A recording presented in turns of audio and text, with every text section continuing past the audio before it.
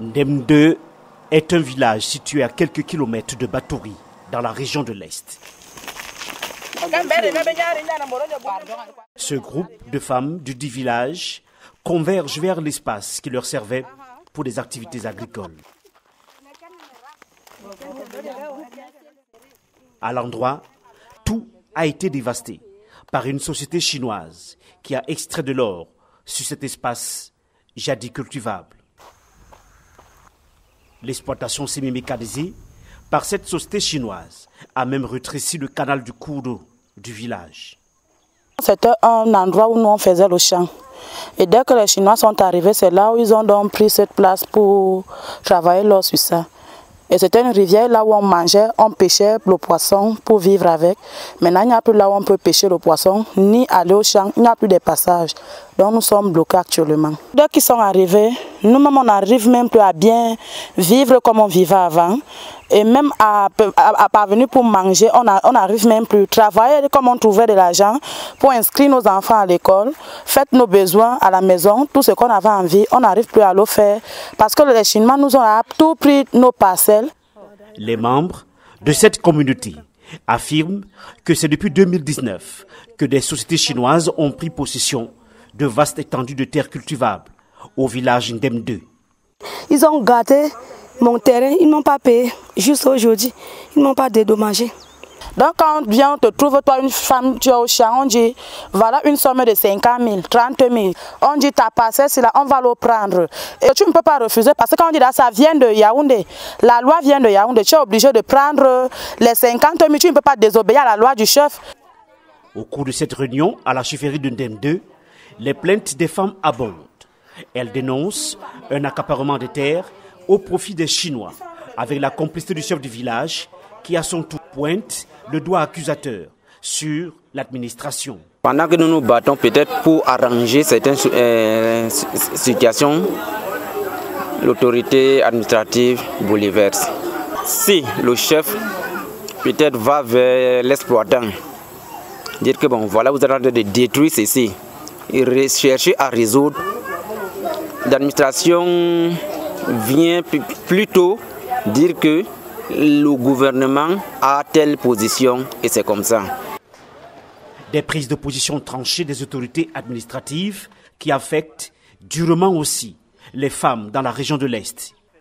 Au quartier Tripano à Batouri, Adrienne pleure son fils, victime de l'accident sur le site minier au village Kambélé 3. En cause, l'inobservation à cet endroit des normes de sécurité par une société chinoise qui exploite de l'or. Chaque fois qu'on libère, les gens meurent. Les gens, ça dit chaque fois depuis qu'on a commencé à libérer ce trou-là, c'est comme ça que les gens meurent, c'est comme ça que nous perdons le monde. Les jeunes, jusqu'aux femmes même, les mères d'enfants.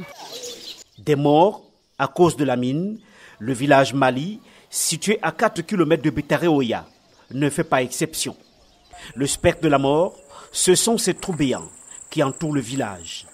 Et quand l'eau inonde déjà là pour traverser, c'est difficile, ce n'est pas facile de traverser pour aller de l'autre côté faire le champ. Les enfants vont tomber et c'est la mort. Les grandes personnes, c'est la mort. Et on va alors faire comment? Le vent même d'abord, quand il y a une petite pluie ici, le vent nous dérange jusqu'à. Parce qu'il n'y a plus les arbres pour nous soutenir. Mali est l'un des premiers villages aurifères de la région de l'Est.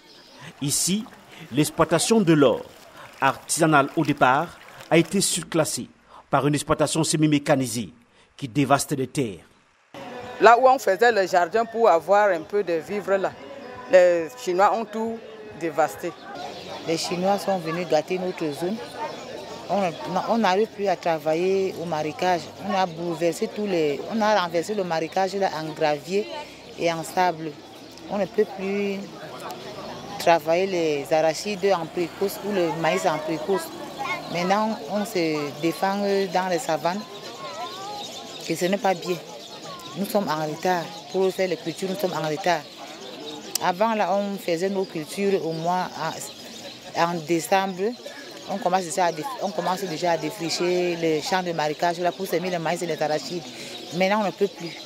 On n'attend rien qu'au mois de mars, vers le 15 mars, on met le feu, on met les arachides dans les savanes. Et c'est trop en retard, c'est trop pénible pour nous.